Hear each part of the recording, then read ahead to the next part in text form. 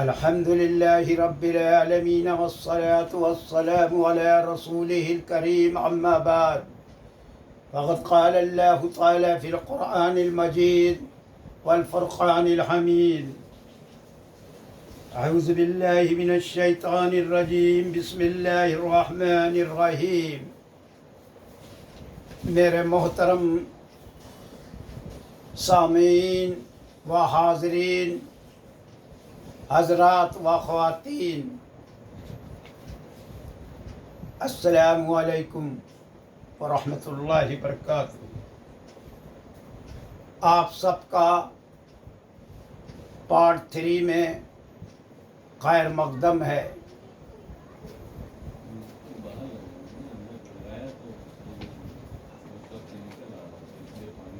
میرے محترم سامعین حضرات و خواتین، ابو عامر ایک عیسائی راہب تھا جو اسلام کا بہت بڑا کٹر دشمن تھا، اور اس کو اس وقت اپنے قبیلوں میں بہت عزت تھی، بہت علم والا تھا۔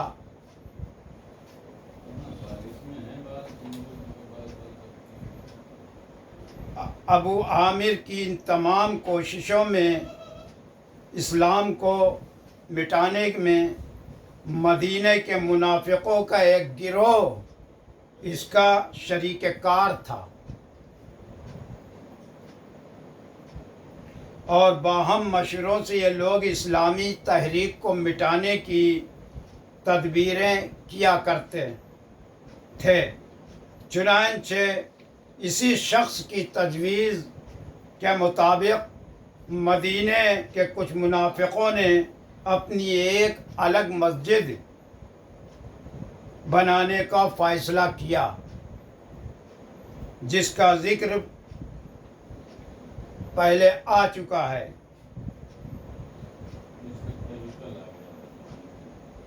اس جگہ یہ لوگ نماز کے بہانے سے جمع ہوتے اور مسلمانوں کے خلاف سازشیں کیا کرتے۔ اس وقت مدینے میں 2 مسجدیں تھیں، ایک مسجد قبا جو شہر کے ایک کنارے تھی، اور دوسری مسجد نبوی جو درمیان شہر واقع تھی۔ ان کی موجودگی میں کسی تیسری مسجد کی واقعی ضرورت نہ تھی، لیکن ان منافقوں نے یہ بہانہ کر کے کچھ بوڑھے اور معذور لوگوں کو ان دونوں مسجدوں تک جانے میں بہت تکلیف ہوتی ہے، ایک تیسری مسجد بنائی، اور حضرت محمد صلی اللہ علیہ وسلم سے درخواست کی کہ اس میں آپ ایک بار نماز پڑھا دیں تاکہ اس مسجد کا افتتاح خیر و برکت کے ساتھ ہو جائے۔ حضرت محمد صلی اللہ علیہ وسلم نے فرمایا کہ اس وقت تو میں تبوک کی مہم پر جانے کی تیاری میں مشغول ہوں، واپسی پر دیکھا جائے گا۔ واپسی کے وقت راستے میں ہی وہ آیات نازل ہوئیں جن میں اللہ تعالیٰ نے واضح طور پر آپ کو اس مسجد میں نماز پڑھنے سے ممانعت فرما دی، اور یہ بتا دیا کہ دار اصل ایک ایسی جگہ ہے جو مسلمانوں کے خلاف مشورے کرنے کے لیے بطور گھات کے کام میں لائی جاتی ہے۔ یہ اس قابل نہیں کہ آپ اس میں نماز پڑھیں۔ چنانچہ حضرت محمد صلی اللہ علیہ وسلم نے کچھ لوگوں کو حکم دیا کہ وہ مدینہ جا کر اس مسجد کو آپ کے وہاں پہنچنے سے پہلے ڈھا دیں۔ اس طرح اس مسجد کا ڈھانا دار اصل منافقوں کے خلاف مسلمانوں کی آئندہ طرز عمل کا ایک کھلا ہوا اعلان تھا، اور اسی پر آئندہ عمل किया गया। तो मेरे मोहतरम सामीन, हजरात व ख्वातीन, मस्जिद ज़रार का ज़िक्र कुरान पाक के अंदर भी है और बुखारी शरीफ में भी है।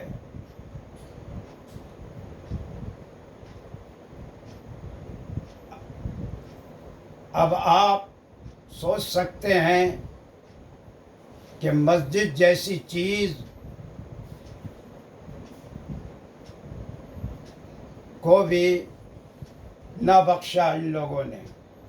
मस्जिद से साजिशें रचेंगे, मस्जिद से प्लान बनाएंगे दीन को मिटाने के। देखने वाले शक नहीं करेंगे कि मस्जिद में ऐसा कौन कर सकता है। बेशक कोई मुसलमान तो ऐसा नहीं कर सकता, लेकिन वो तो मुसलमानों के ही भेष में होते हैं। वो सारे काम करते हैं, वो नमाज भी पढ़ते हैं, कुरान भी पढ़ते हैं, वो सब कुछ करते हैं, लेकिन कब जब आप देख रहे हों वो दर हकीकत मुसलमान नहीं होते हैं, बल्कि वो झूठ मूठ मुसलमान बनते हैं ताकि मुसलमानों के बीच की खबरें मिलें और मुसलमानों के बीच क्या मंसूबा बंदी हो रही है उस सब का पता वो अपने आकाओं को देते हैं। तो ये कब की बात है,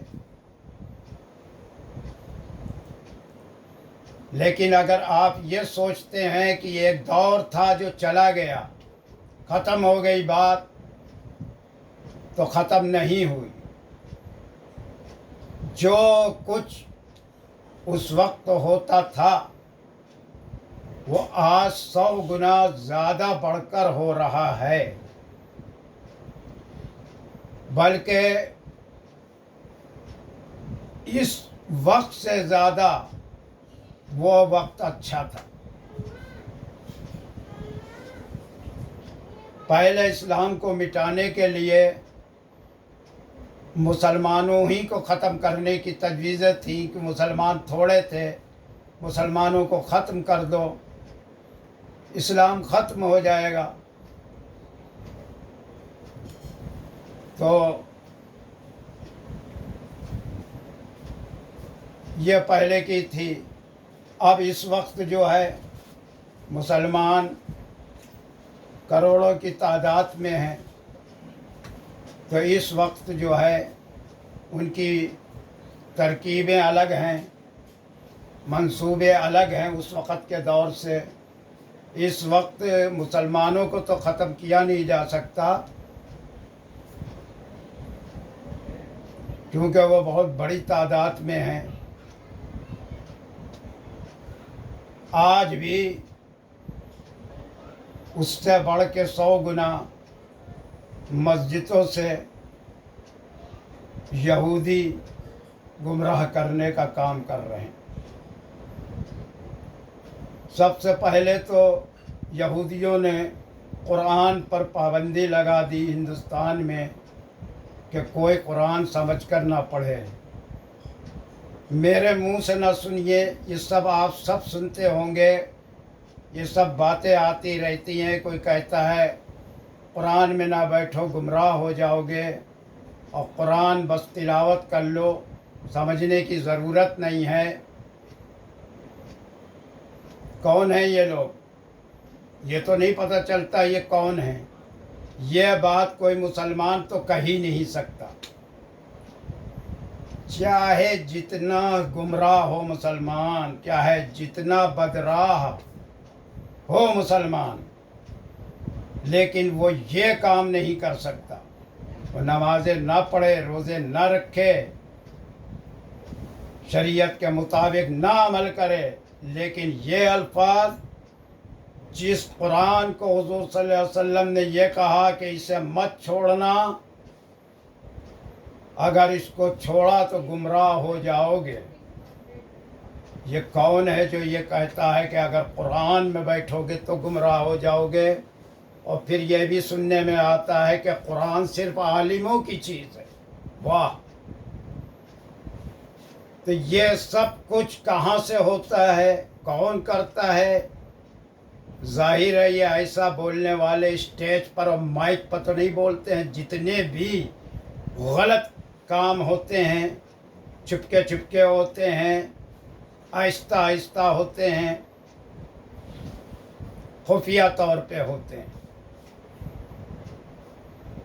تو یہ اس قدر ناقابل برداشت باتیں ہیں ہمارے لیے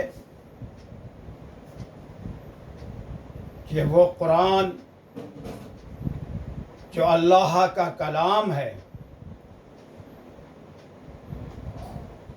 اس پہ پابندی لگا رکھی۔ اور آج مسلمانوں کو کی جو کمزوری کا وجہ ہے وہ صرف اور صرف قرآن کو چھوڑ دینے کی ہے۔ مسلمان کو طاقت صرف قرآن سے ملتی ہے۔ مسلمان کا ایمان چارج صرف قرآن سے ہوتا ہے۔ جو بات قرآن میں ہے وہ دنیا کی کسی دیگر کتاب میں نہیں ہے، اور قرآن سے پہلے کسی دنیا کی کتاب کی کوئی ویلو نہیں ہے۔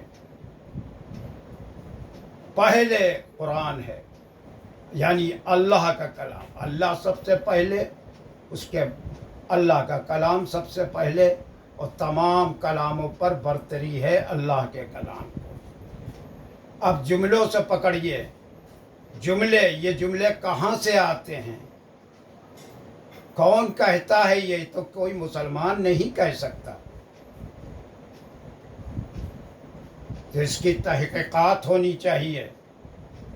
اور بلکہ ہم تو یہ کہتے ہیں کہ جس طرح سے ملک اور شہر اور محلے میں امن قائم رکھنے کے لیے ہماری سرکاریں دھارا 144 لگا دیتی ہیں کہ ایک جگہ پر 2 سے 4 آدمی نہیں کھڑے ہو سکتے، اسی طرح ایک قانون ہونا چاہیے کہ مذہبی باتیں بھی کھل کے ہونا چاہیے۔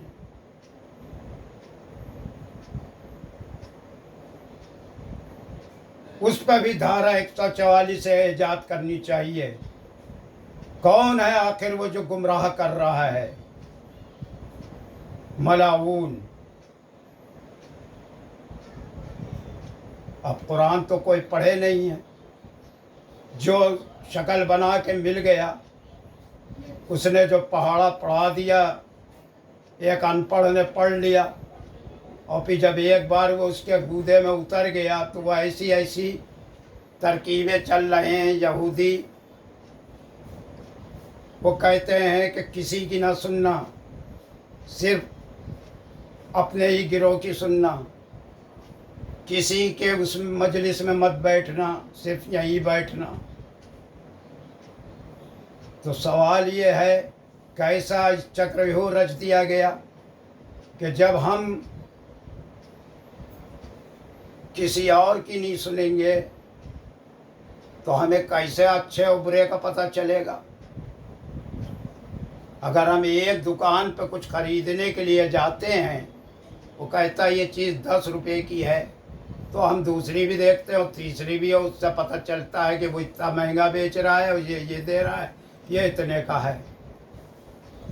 اب یہ پابندی لگ جائے کہ نہیں ہمیں پہلی ہی دکان سے سودا خرید لینا ہے، تو پھر اس کا ناجائز فائدہ لوگ اٹھائیں گے کہ من مانی کر داموں پر بیچیں گے۔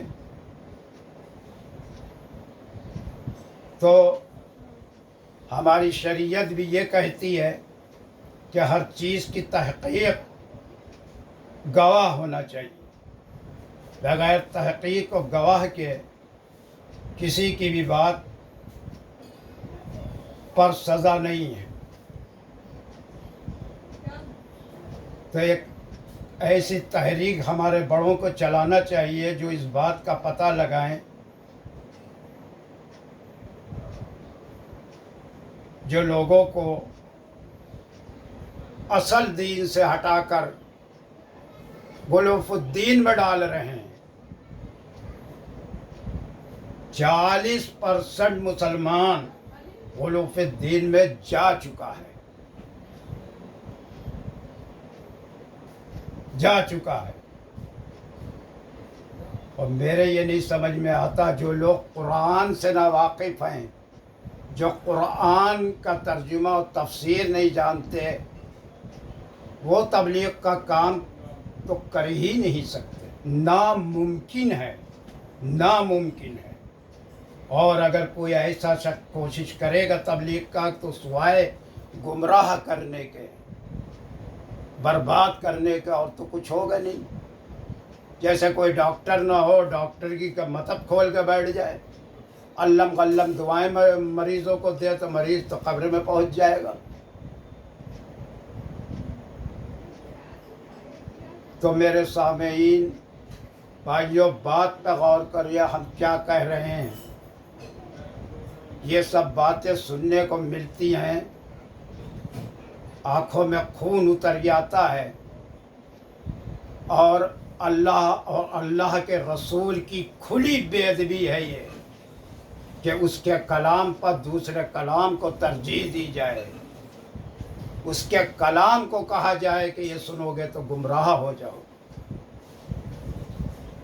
ये बर्दाश्त की चीज़ें नहीं हैं। किसी के दम है तो मेरे मुंह पे आके कह के दिखाए। तो आज जितना इस्लाम का दुश्मन है, जितना यानी यहूदी है, वो सब मुसलमानों के भेष में है।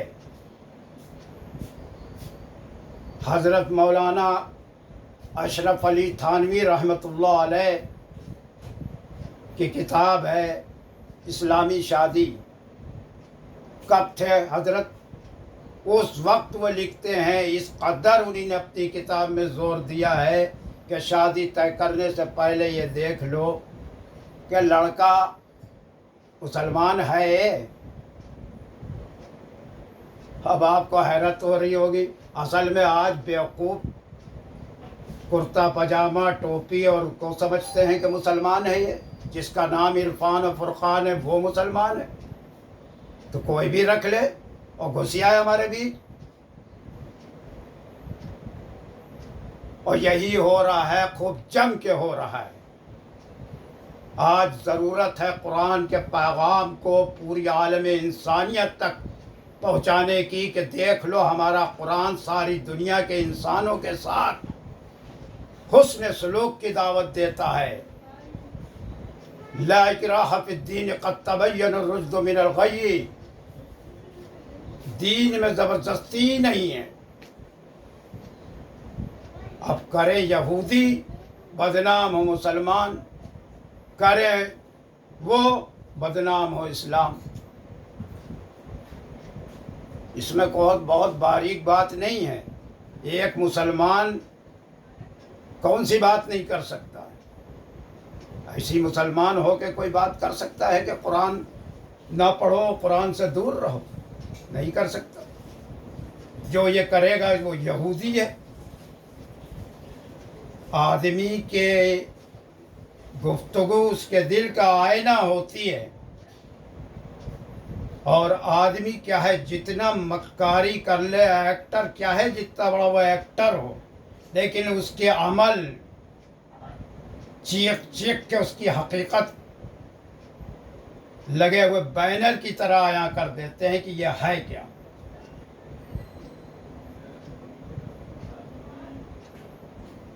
कितनी तकलीफ़ें हमारे पैगंबरों ने उठाई, कैसी कैसी आग के सामने यह कुरान भी पढ़ा जा रहा है, तारीख़ इस्लाम भी पढ़ी जा रही है। दीन क्या है पेश किया जा रहा है। कुरान को किनारे कर दिया तो भी दीन कहाँ से बता रहे हो भाई मेरे। हम तो जो बात कर रहे हैं कुरान सामने खुला है।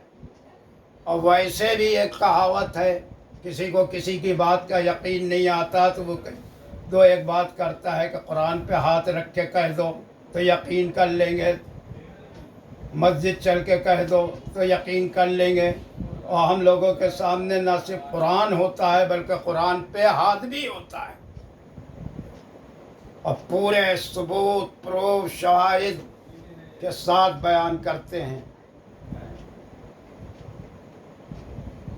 قرآن اور صحیح حدیث، ان دو چیزوں کی جانکاری کے بغیر کسی کو کوئی جانکاری نہیں دی جا سکتی، اور اگر کوئی ایسی کوشش کرتا ہے تو وہ جو ہے نقصان پہنچاتا ہے اگلے کو۔ بس میرے بھائیوں، بہت خطرناک وقت ہے، اپنے بچوں کی حفاظت کریے، اپنے ایمان کی حفاظت کریے، قرآن سے اپنا رشتہ جوڑیے۔ آج قرآن کو چھوڑ کر ہم کتنے کمزور ہو گئے ہیں۔ پھر سورہ احزاب کی ہم ایک ترجمہ آپ کے سامنے پیش کرتے ہیں، وہ بھی مختصر سا تھوڑا سا۔ سورہ احزاب کی آیت نمبر 10 کہتی ہے، جان و مال کے نقصان کا خوف انسان کی سب سے بڑی کمزوری بلکہ تمام کمزوریوں کی جڑ ہے۔ اسلام اللہ کی ذات اور اس کی صفات پر جس طرح ایمان لانے کا ہم سے مطالبہ کرتا ہے، اس میں یہ بات بنیادی طور پر شامل ہے کہ زندگی اور موت صرف اللہ کے قبضے میں ہے، نفع اور نقصان سب اللہ کے ہاتھ ہے۔ لیکن یہ قرآن میں ہے نا، قرآن تو ہم پڑھتے نہیں، تو کہاں سے یہ والی ہماری تربیت ہو؟ یہ تربیت تو ہمارے رسولوں نے دی ہے، ہمارے صحابہ نے دی ہے، ہمارا قرآن دے رہا ہے، قرآن کو ہم نے کنارے کر دیا اور پانی پہ بہتے ہوئے تنکے کی طرح ہو گئے، جیسے کہ 1500 سال پہلے پیشن گوئی کر دی تھی ہمارے پیارے نبی نے۔ یہ تو جو آیت سنا رہے قرآن میں ہے، اس سے تربیت کیجئے، اس سے بنیں گے مجاہدین اسلام۔ یہودی اس وقت بزدل تیار کر رہا اندر ہی اندر، بزدل، ڈرپوک، کائر، جو ذرا سا کچھ ہو جاؤ کہو اپنی داڑیاں مڈا دیں، سر سے ٹوپیاں اتار دیں۔ مسلمان اور ڈرے، یہ دھلیہ یہ شروع کے دو ہم بتا رہے ہیں۔ پھر اللہ کہتا ہے کہ اگر تم موت سے بھاگو گے، اے نبی کہہ دیجئے ان سے کہ اگر تم موت سے بھاگو گے، قتل یہ ہونے سے بھاگو گے، تو تمہیں کوئی فائدہ نہ ہوگا۔ اور ان سے یہ بھی کہہ دیجئے وہ یہ تو سوچیں کہ اگر اللہ چاہے کہ انہیں کوئی نقصان پہنچ جائے تو وہ کون ہے جو اللہ سے انہیں بچا لے گا؟ اسی طرح اگر اللہ یہ فیصلہ کرے کہ اگلے کو فائدہ پہنچ جائے تو ہے کوئی جو روک لے اس فائدہ ہونے کو؟ یہ ایمان ہے، اصل ایمان ہے، یہ اصل دین ہے قرآن کے اندر، قرآن کے اندر۔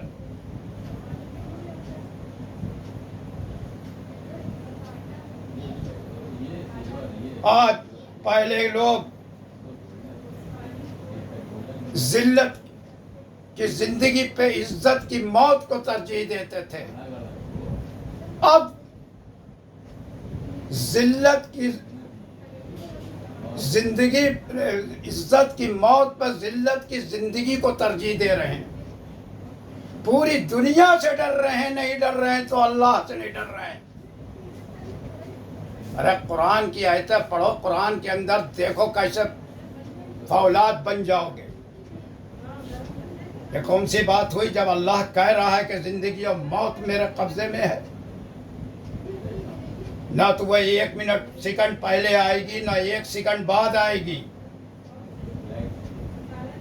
اور جہاں تمہاری موت لکھی ہے تم وہاں خود چل کے جاؤ گے، مرو گے۔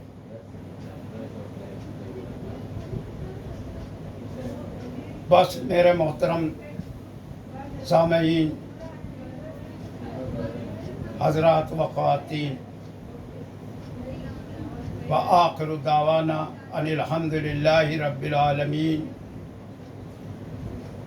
سبحان ربک رب العزت عما یصفون وسلام علی المرسلین والحمد للہ رب العالمین۔